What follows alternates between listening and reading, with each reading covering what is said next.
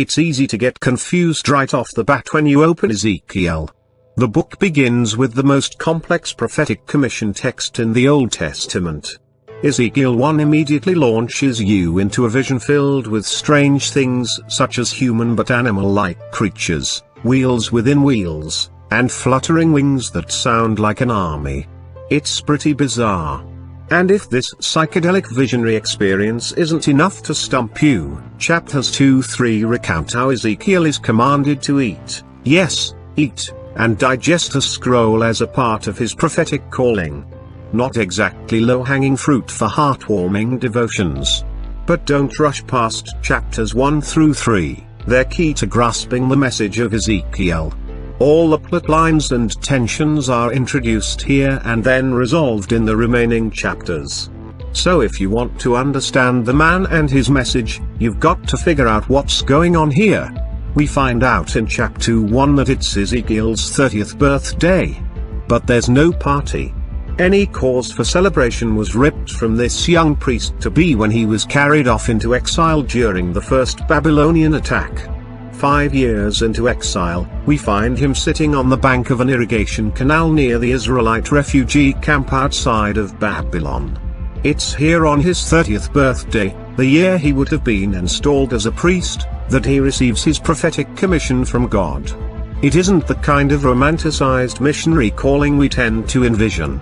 Not only will he not get to carry out his priestly duties in the temple, something he would have waited his whole life for, but he will have to act as a mouthpiece of Yahweh, warning Israel of impending doom.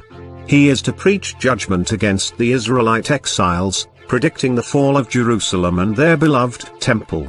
This would be devastating news for our young priest trainee. The temple was the center of Israel's religious life and the place of the divine presence. How could they continue as Yahweh's people if the temple was destroyed? To add insult to injury, God tells him that the people won't listen to his message because their hearts are so hard, they are stiff of face. He would have to preach judgment against his own people day in and day out, knowing that he wouldn't see any converts. How depressing. Only a vision as glorious as Yahweh himself would sustain a priest-turned-prophet through such an agonizing call. And that's exactly what he gets. As Ezekiel sits by the Chebar Canal, the heavens open and Ezekiel sees something like a violent storm cloud approaching from the north, the place of the divine presence and the city of the great king. Stormy wind in Hebrew is ruach suara, ruach meaning spirit.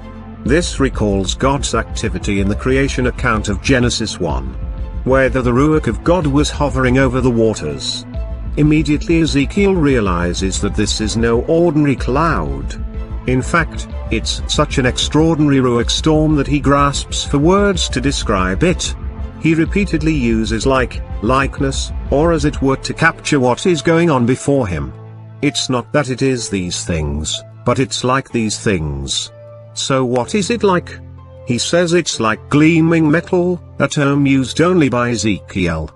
The vision is so terrifyingly glorious that he uses unique words for it. Inside it he sees 4 strange creatures with wings outstretched touching one another. The wings made such a loud noise when they moved that it was like the sound of rushing waters or the roar of an approaching army. These creatures had a human-like resemblance, but each had 4 faces, the face of a human, a lion, an ox, and an eagle. Though the imagery is pretty bizarre for modern readers, it was common in ancient Eastern culture to combine various beings to form complex deities. Thus, in part, Ezekiel recognizes that something supernatural is approaching.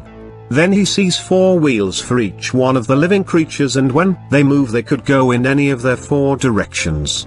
Somehow they could do the impossible, go straight in any direction without ever turning. But don't get distracted by the mechanics of the wheels.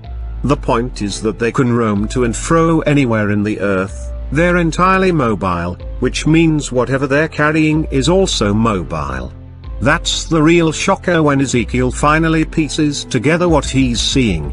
Over the heads of the living creatures is the likeness of an expanse. The Hebrew term is rakia, the same term Moses used to describe the expanse in the creation account that separated heaven and earth. alluding to a kind of heaven and earth separation taking place right there within the cloud. And above the expanse was a dazzling platform. On that platform was a throne, and sitting on that throne was a human-like creature, glowing and shrouded in fire. Ezekiel describes it as the likeness of a throne with the appearance of sapphire. Another direct allusion from the Torah in Exodus 24, when Moses and the elders go up on the mountain and behold God in his glory. I think you see where this is going. Ezekiel is piling up one Old Testament allusion after another to tell you what it is he sees. The appearance of the likeness of the glory of the Lord. He's seeing the kavod of the Lord. The Hebrew term kavod means heavy. It can be used metaphorically like, that's so heavy, meaning weighty or significant. It can also be used to describe the physical manifestation of someone's significance. Someone's presence can be so important, so radiant, so significant that we would describe it as his kavod. That's how it's used throughout the Hebrew scriptures. It was God's kavod that rested over the Ark of the Covenant and filled the Holy of Holies. It was God's kavod that showed up on Sinai. And now, in Ezekiel, it's his kavod that's riding into Babylon on this royal, wheeled throne. Yahweh himself, in all his radiant glory, has just arrived in Babylon. It goes without saying, Ezekiel will never be the same. From this glorious vision, Ezekiel receives his calling and commission in chapters 2-3 to proclaim judgment on a rebellious people to restore God's kavod among the nations. So the revelation of God's kavod to Ezekiel is the logical way to begin a book that will focus primarily on the restoration of God's kavod among his people and the nations. Chapter 1 actually makes sense. But there's still one perplexing question. I will remove the heart of stone from their flesh and give them a heart of flesh, that they may walk in my statutes and keep my rules and obey them. And they shall be my people, and I will be their God. What is the God doing in Babylon? Babylon was Israel's enemy. It was a land of pagans, a land of uncleanness.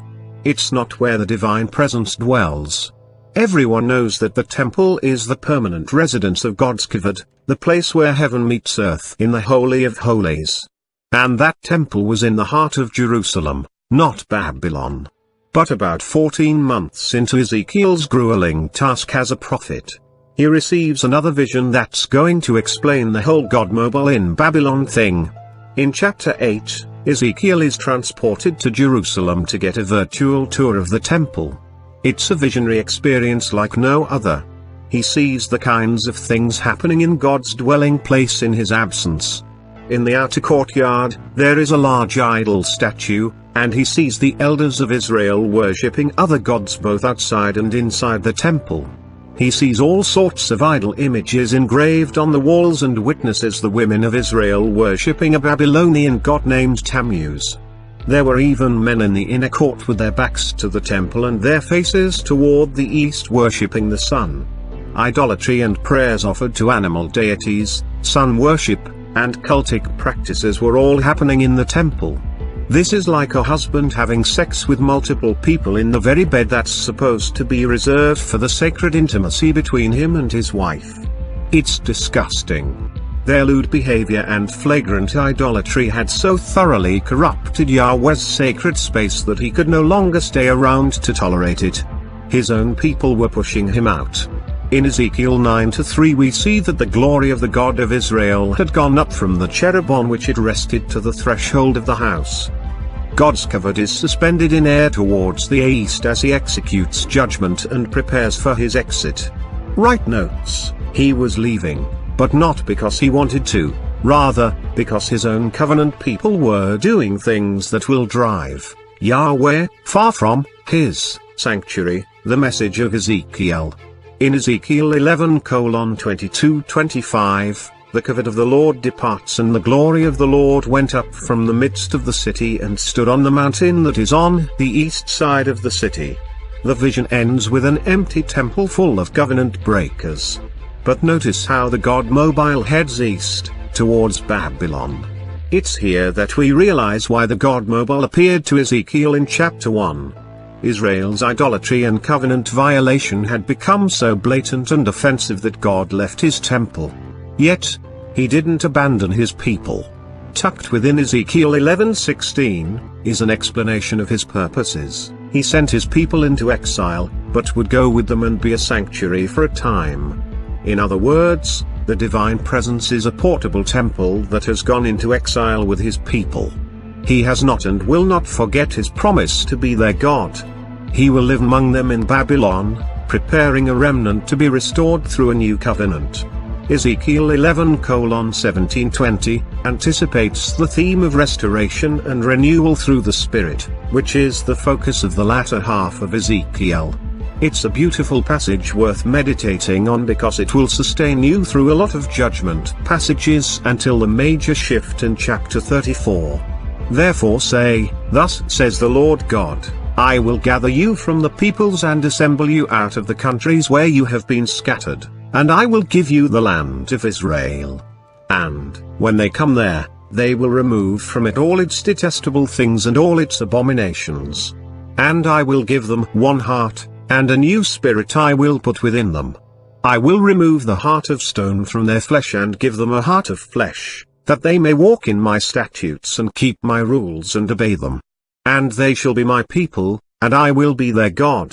Ezekiel 11:17-20. What hope for covenant breakers like Israel, and like us!